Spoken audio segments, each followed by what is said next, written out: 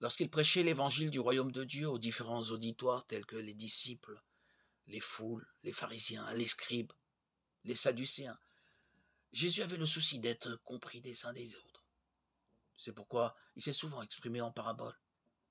La communauté primitive a par la suite transmis ces paraboles ou ces récits à des auditoires tout à fait différents. C'est pourquoi nombre d'entre elles ont reçu alors un éclairage nouveau, un accent autre. Parfois le texte a dû être l'objet d'amplification. Ce qui, par exemple, au niveau de Jésus était un appel à la foi et la conversion adressée aux pharisiens a été situé dans la prédication faite aux diverses communautés dans un nouveau contexte. Aujourd'hui encore, si nous voulons les appliquer à notre vie, c'est-à-dire à notre vie de communauté, les paraboles reçoivent un sens nouveau. Les paraboles de Jésus sont tirées de la vie quotidienne des hommes, de leur expérience, de leur joie et de leur peine.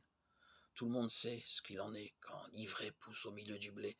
Quel désir on aurait de l'arracher afin que le blé pousse mieux. Qui n'a pas entendu parler des méfaits des voleurs, de la manière sournoise dont ils font leurs coups, qui ne les redoutent pas? Chacun de nous comprend-il l'attitude du serviteur à qui son maître a remis une dette importante, qui s'en réjouit et qui, malgré cela, refuse de remettre à l'un de ses amis une dette insignifiante? Qui n'a pas eu l'occasion d'admirer la persévérance et l'astuce de certains gens, qui ne s'est pas impatienté contre un hôte arrivant à une heure indue alors qu'il se disposait à se reposer? Ces expériences de la vie de tous les jours sont une aide précieuse, aujourd'hui encore, pour comprendre les paraboles. Chacun peut, en les entendant dire à celui qui les raconte, oui, c'est bien ainsi que les choses se passent, en acceptant de se laisser conduire plus loin.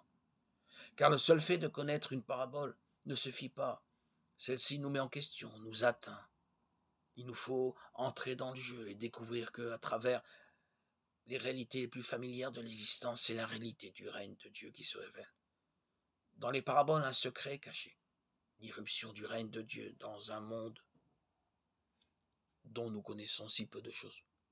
Pourtant, quand nous sommes touchés par telle parabole et que nous découvrons qu'elle s'applique à nous, quand, dans la foi, nous répondons à son appel et la faisons nôtre, alors le royaume de Dieu est au milieu de nous.